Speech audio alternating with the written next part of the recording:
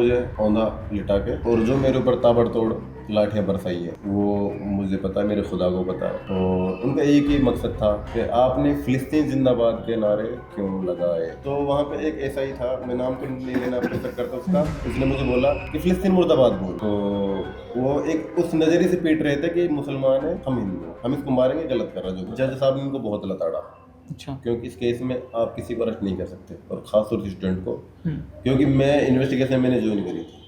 हमारे साथ फ़िलहाल मौजूद हैं हज़रत परवाना, जो जामिया मिलिया इस्लामिया से छात्र नेता हैं, और फ़िलहाल कुछ ही दिनों पहले उनकी गिरफ़्तारी भी सामने आई थी, जिसके बाद से हज़रत चर्चा में आए।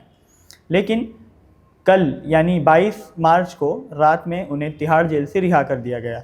उन्हें कोर्ट से बेल मिल गई और उसके बाद उनकी रिहाई का प्रोसेस शुरू हुआ। हमारे साथ फ़िलहाल हज़रत मौजूद हैं। हज़रत से बात करेंगे कि किस प्रकार की उनकी अरेस्टिंग हुई और किन मामलों में उनको अरेस्ट किया गया, क्या धाराएं उनके ऊपर लगाई गई, और क्या चीज़ें जो हैं एडमिनिस्ट्रेशन, जामिया एडमिनिस्ट्रेशन की तरफ से सामने आई या फिर दिल्ली पुलिस की तरफ से सामने आई। हज़रत, आपका मकतूब में बहुत बहुत स्वागत है। जी, सबसे पहले तो ये बताइए कि अरेस्टिंग जो आपकी हुई वो किस प्रकार से हुई, और अभी फ़िलहाल जो है आप कल रात में तिहाड़ जेल से रिहा भी हुए हैं, तो कैसा आपका पूरा ये अनुभव रहा?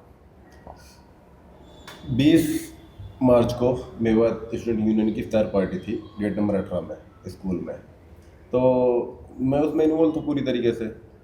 तो जैसे इफ्तार पार्टी ख़त्म हुई, तकरीबन 8 बजे मैं मेरी फैमिली के साथ हम गाड़ी से निकल रहे थे गेट नंबर 18 से।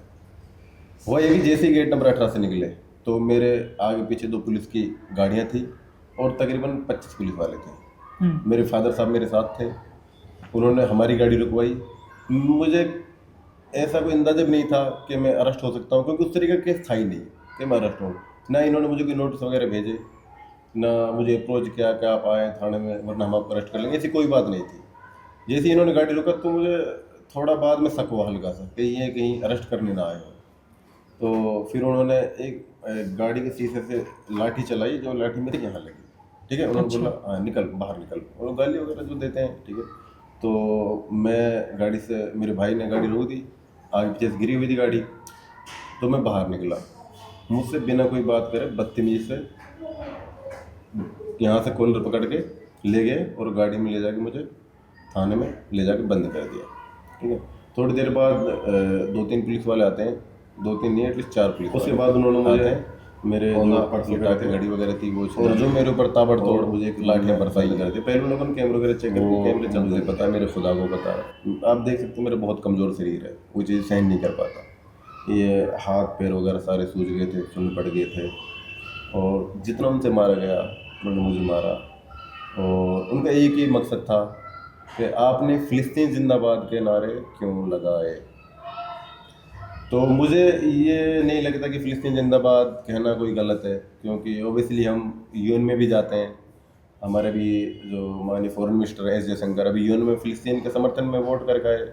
माननीय पूर्व प्राइम मिनिस्टर अटल बिहारी वाजपेयी, उनका भी स्टेटमेंट है कि फ़िलिस्तीन की ज़मीन उन्हें दी जाए।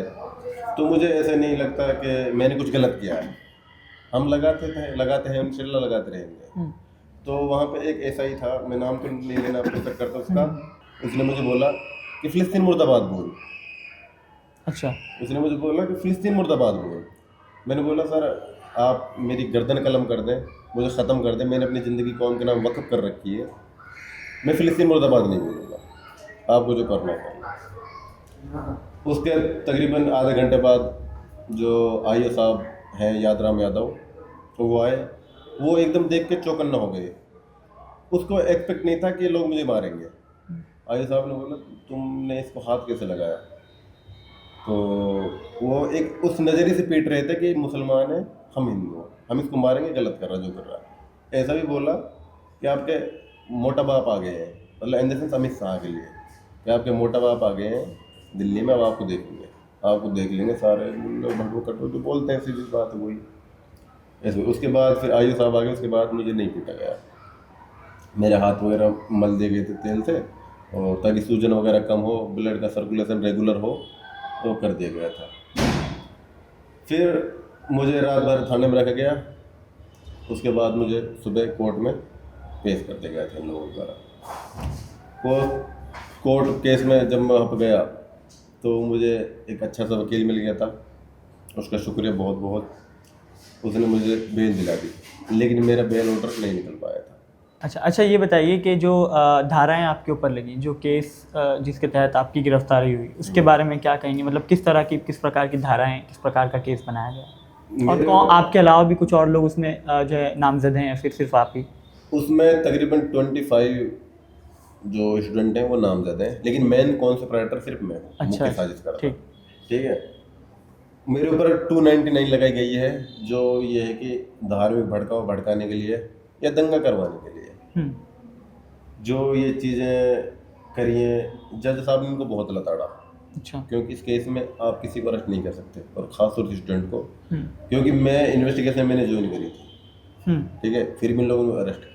अच्छा। हाँ, तो वो बेबुनियाद धाराएं, बेबुनियाद वो है, लेकिन वो कहीं ना कहीं ये भी सेंट्रलाइज प्रेशर झेल रहे हैं हमारी तरह। अच्छा, 299 के अलावा और भी कुछ धाराएं हैं या फिर सिर्फ एक धारा? नहीं, सिर्फ एक धारा, सिर्फ एक मुख्य धारा की एक है। मुख्य धारा। अच्छा। उसमें भी आप अरेस्ट नहीं कर सकते, सिर्फ बॉन्ड भरवा के आप छोड़ देंगे। ठीक, बहुत बहुत शुक्रिया मकतूब से बात करने के लिए हज़रत। तो ये थे हज़रत परवाना, जो कि जामिया मिलिया इस्लामिया में अभी फ़िलहाल जो ग्रेजुएशन के छात्र हैं, और साथ ही जो है जो 17 स्टूडेंट्स जिनका मामला चल रहा था जामिया में, उनमें से एक हैं, उनका सस्पेंशन भी अभी तक जो है जुगा तो बरकरार है। बहुत शुक्रिया।